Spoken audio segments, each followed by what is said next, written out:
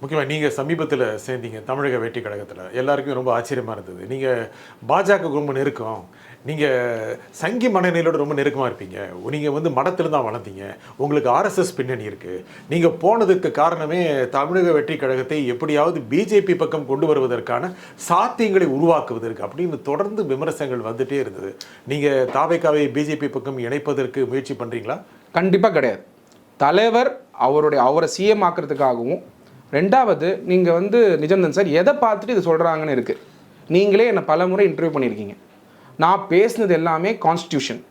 நிறைய இடங்களில் நீங்கள் எனக்கு ரொம்ப பிடிக்கும், உங்களை ஏன் ரொம்ப பிடிக்கும்னா ஓப்பனாக சொல்கிறேன், நிறைய இடங்களில் சொல்லுவீங்க, சத்யகுமார் இதை இம்ப்ரூவ் பண்ணிக்கோங்க, நீங்கள் வந்து நல்லா வருவீங்க, இந்த பாயிண்ட் ஏதாவது பிழைகள் நான் பண்ணும்போது கூட பேசும்போது அதை கரெக்ட் பண்ணுவீங்க. அந்த உரிமை உங்ககிட்ட இருக்கும்போது உங்களுக்கு நல்லா தெரியும். ஒரு இன்டர்வியூலையுமே நான் பேசுனது கான்ஸ்டியூஷன், அந்த பர்டிகுலர் ஆக்டு, ஜிஎஸ்டி, அப்புறம் எக்கனாமிக் பாலிசியை வந்து கிரிட்டிக்ஸ் பண்ணியிருக்கிறது, பாஜகவை கிரிட்டிசைஸ் பண்ண வீடியோஸும் உண்டு.